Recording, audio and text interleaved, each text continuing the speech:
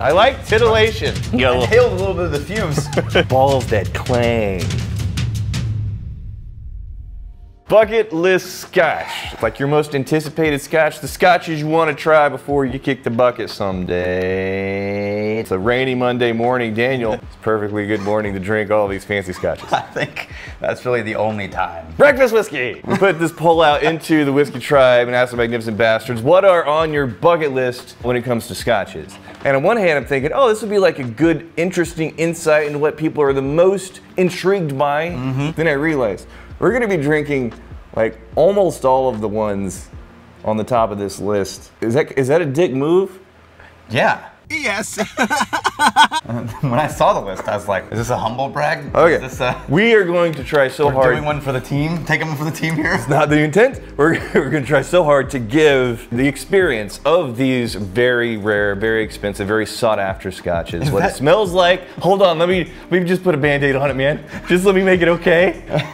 Because I'm not going to stop from drinking the scotch. Yeah, it's like I'm definitely going to drink the scotch. This is when you lean into the vicarious living. Lean into the vicarious Our living. job is to explain this and describe it so perfectly. You don't even need to bother to try it someday. I feel like, actually, I was surprised at how accessible some of these are. Oh, good news. I was surprised at how accessible some of the bucket list scotches were. Not all of them, but sure. We're going to start with Lagavulin Cask Strength. Now they've started releasing Lagavulin Cask Strength. They released a series of them. We're going to do the 200th anniversary Cask Strength. Okay, what is Lagavulin come out of the barrel at? What is the proof on a Cask Strength Lagavulin?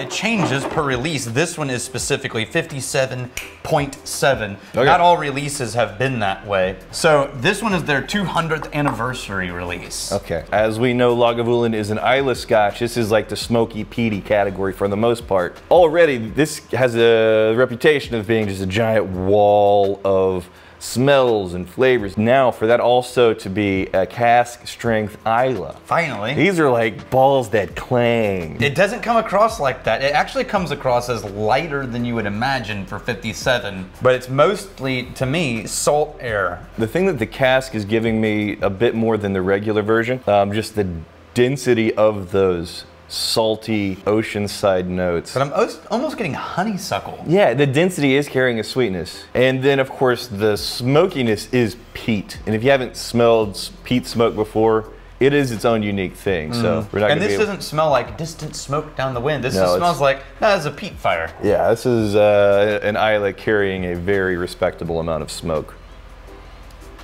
Oh, that's got some bite, but it just explodes that middle melon note. It's like the center of this is just that natural sweetness. Yeah. It's wrapped around by the salt air and the smoke. You okay? I inhaled a little bit of the fumes. You got a little carried away with it. The sweetness is the melon, is the honeysuckle. A little bit of the malty sweetness is coming through, but that's the core, that's the body, that's the middle dense part of this whiskey. Wrapped in the salt air and the smoke.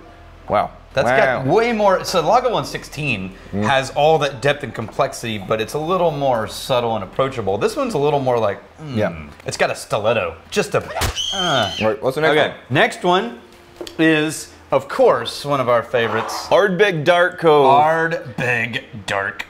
If only there were a handful of people in the Whiskey Tribe that enjoyed ARDBEG. Yeah, I know. We keep trying to convince them. Yeah. So there's Oloroso cask in here. Wow. Coming off the heels of that, I get cream and dark chocolate mixed in with the sulfury fruit, like plum note. I get a sweet, creamy pear. Pear? Yeah. Like old furniture, but not wood. Old upholstery.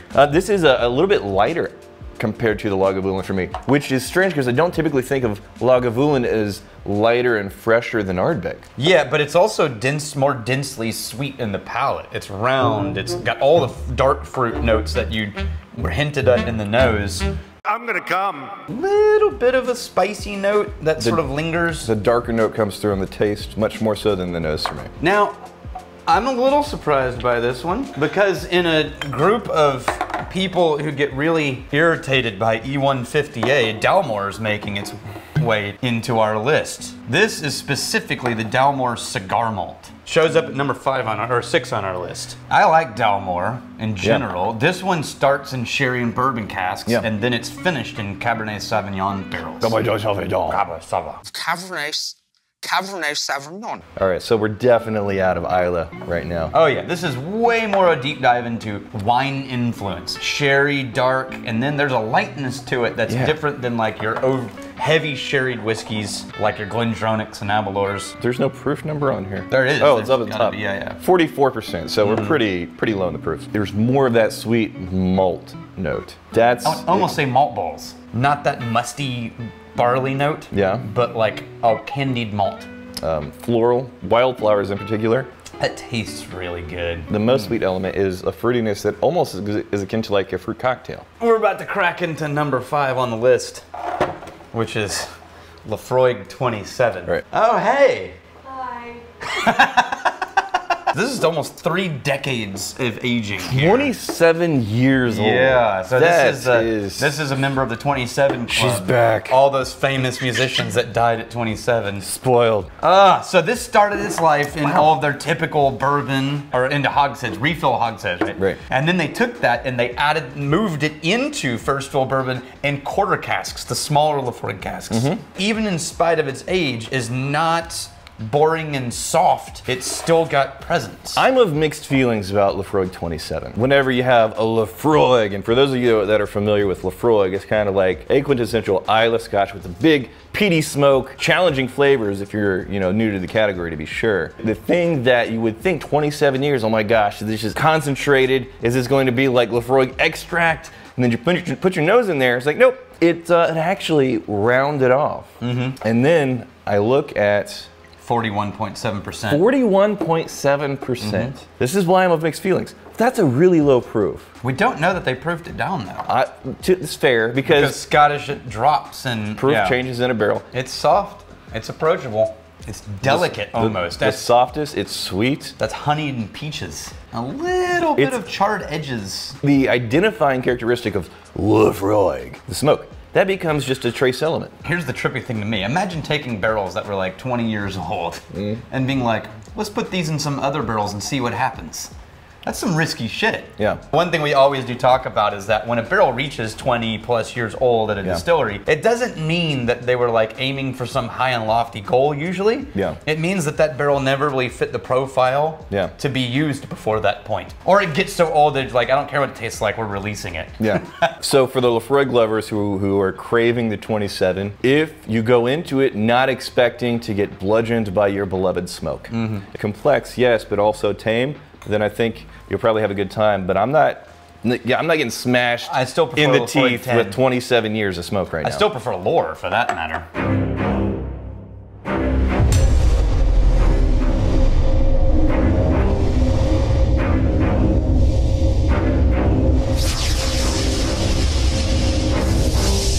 All right, guys, this is it. This is the fulfillment of the prophecy. We've got one chance. Are you ready to charge into battle with me? Yeah, you got him, guys. Well done. Yeah. Hey. So, what's going on? It's a flavor war. It's the Armageddon of prophecy, where these big bastards come and they try and like destroy everything, and then we're fighting them off because heroes. Obviously, your team's pretty powerful. They probably don't even need you. I mean, we have the ranger, the fighter, the wizard, and the horny sloth. He's very horny. Why aren't you out there? I mean, I'm powering up. Right, just... I'm getting in there. Oh, I get it. You're scared. No! Like, dude, try it. That's right. Power up with 0 grams sugar, 14 grams of protein, and only 4 net grams of carbs in every bowl of Magic Spoon. Go to magicspoon.com/whiskey to grab a variety pack and try it today. And use the promo code whiskey for $5 off. Now shipping to US and Canada. Oh, guys, you're doing so good. You're kicking ass in there. Enough of this. The cosmic balance must be restored. Give up your evil ways and surrender now, villains. Wait, hang on. Are we the bad guys? Are we the... Never mind. Find out next time in the exciting conclusion of Magic Spoon. And don't forget to go to magicspoon.com/whiskey and use promo code whiskey for $5 off your order. It turns out two Yes. in this list. Oh, 2 Dalmore. Or Dalmores. Wow. Look at that. I'm annoyed by E150, but not to the extent that it will prevent me from enjoying what is a really tasty whiskey. For those that don't know, E150 is like a caramel colored food coloring. 6 different barrels went into this Dalmore. Okay. Madeira, wine casks, sherry, Marsala, bourbon, and port. That went on quite the journey, and on the nose, there's a lot of complexity in this nose. There's a lot going on here. That burnt match note. Yeah, that's the sherry taking over. Yeah. Or maybe even Marsala. And that's just one of the many. There's dark fruit. Oh man, it's so dark candy, like hard dark candy. So you get that much sweetness? I wouldn't say candied. For me, it's really dark, dried fruits. There's almonds. Figs. I get dusty almonds. Ooh. Wow, it's mild on the palate. Very the nose soft. is dramatic. Very soft on Palate. the palate. Wow. This is almost MACALLAN level nose to palate comparison. Yeah. So this is basically one of the things we always say about MACALLAN is it's a beautiful nose, but it doesn't often deliver on the taste what you're expecting from the nose. So the nose is phenomenal. But speaking of MACALLAN M, this was number 3. MACALLAN M was number 3. Number 3, not number 1. Okay. Number 3. Okay. You know what? That's just prudent decision making for a $5,000–6,000 whiskey. Yeah. This was the whiskey that we poured for the 50-year-old whiskey virgin. Yeah, and he had preferred other things. He loved this. Yeah. But he was like, there are other things that are better. There's an episode I'll link up here. We had a guy, never had alcohol for 50 years in his life. No, for real. It wasn't just a bit. And we unwrapped this. Holding on to the base of this. Right, Alex pulled it out before you came in. He picked it up. What's this? Oh, what do I do? What do I do? Do I set it down? He's terrified that he was holding it. It's not easy to hold. It's really not. Oh, orange citrus. I'm actually getting a lot of the same things I got in Dalmore King Alexander, but add in orange peel. Also, a really dark tea. I actually prefer the nose on the MACALLAN to the nose on the King Alexander. I do too. It smells like the colors of autumn and dried leaves. Yeah. Walking through a forest, you get that kind of note, which is rare, but it's really nice. All right. Let's f***ing around, let's taste it. Oh, actually, more complexity on the taste compared to the going from the King Alexander. Yeah, it's also many times more expensive. Yeah, King Alexander's hundreds of dollars. What is the proof on MACALLAN? As opposed to thousands of dollars. It's a very dry 45. finish. Wow, very dry finish. Yeah, it's very waxy at the end. Yeah. We're moving to number 2. Almost Are you emotionally ready for number 2? There's 3 votes difference currently between number 1 and number 2. Whenever we took the screenshot and pulled out the bottles for the list, this was in number 2. Now it looks like it may be in number 1, but we'll keep it in 2 for now. Yeah. Now there's a lot of OCTOMOREs. We specifically have the 10-year-old OCTOMORE that had 18,000 bottles only. This is the 167 ppm. The 2016 second limited release. Yes. There's, as we've seen, there's a lot of Islay Scotch lovers out there. This is lower peat than I remember. They like the smoke, they like the peat. And OCTOMORE, basically you're talking about the ppm. Mach 10, yeah, that's the peat, the smoke level. It's a garbage metric, by the way. Yeah. It means it's a really... You can distill shit out of that. Right, we'll do a different episode about why ppm is ridiculous. No, it's not garbage for them, because they're doing the same cuts every time. Okay. And so if they do more in the grain, it shows up more because it's relative. But from distillery to distillery... Industry-wide, it's a nonsense metric. Yeah. But inside one distillery, it's a referential marker. So the BRUICHLADDICH distillery...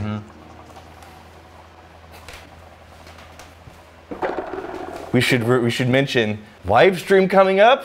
Oh, yeah. With... BRUICHLADDICH. What? That distillery is going to be having a live stream with us on Friday. The details are on the screen. The link is in the description below for you to jump to that live stream page where it's going to happen. There's a button where you can set a reminder so you don't miss it. We're going to have a really fun, interesting conversation with BRUICHLADDICH and the Water of Life team, so make sure you show up. This came in as a bucket list whiskey. People are clamoring to get their hands. These are, they're not insanely expensive. You're in the hundreds, but you're not in the find them too. You're not in the thousands. You won't find a specific one. Like if you're looking for a very specific OCTOMORE, you're gonna have a problem. If you just want an OCTOMORE, yes, you can find one. The OCTOMORE series for me is just a no-holds-barred exploration of peat smoke. Yeah.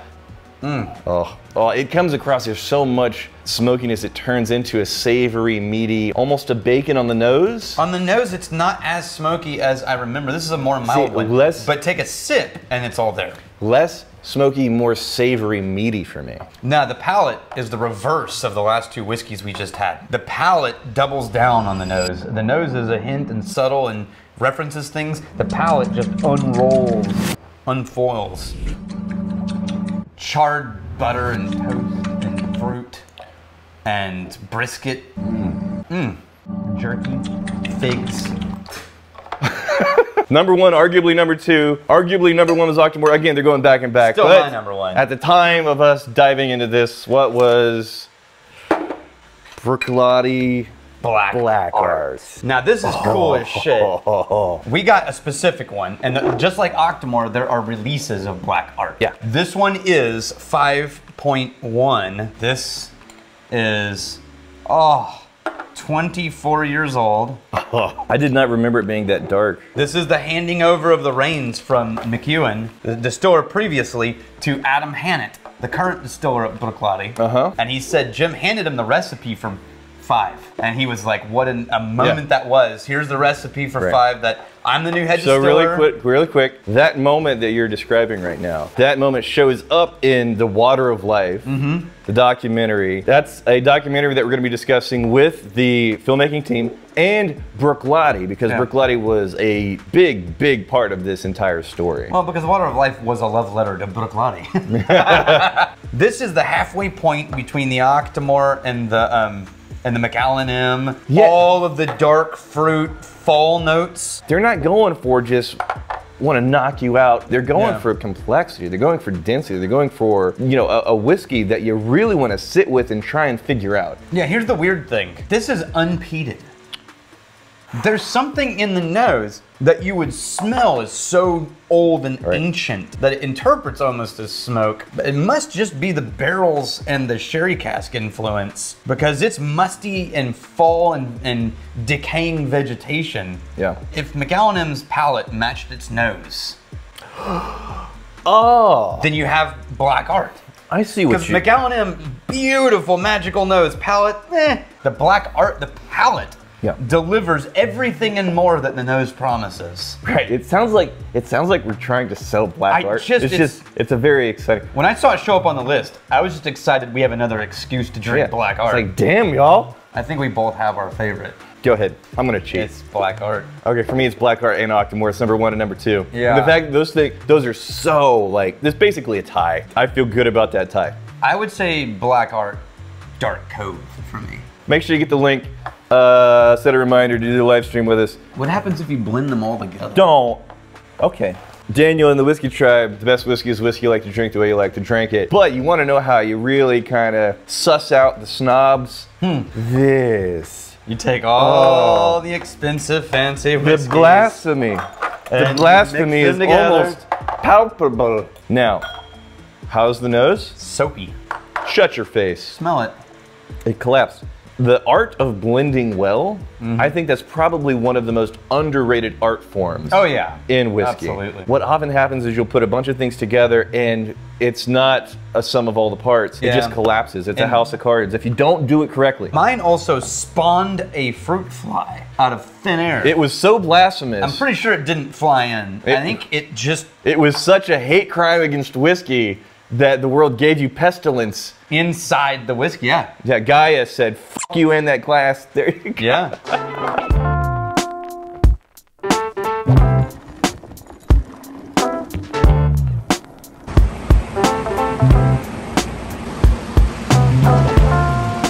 What's going on, John? I'm Instagramming. Is it even good content? Sure. Somehow you mooched a plum gig where you sit in front of a fan. Oh, you don't even have a whiskey pour. You're not doing it right, man. But I had to move the 2,000-pound thing. It's got wheels, though. Look, wheels. You might have wanted to film this, actually, but... You son of a bitch! So not only do I come around the corner multiple times, and you just taking a goddamn siesta. Yeah. And then you tell me, oh, there was like some really great content.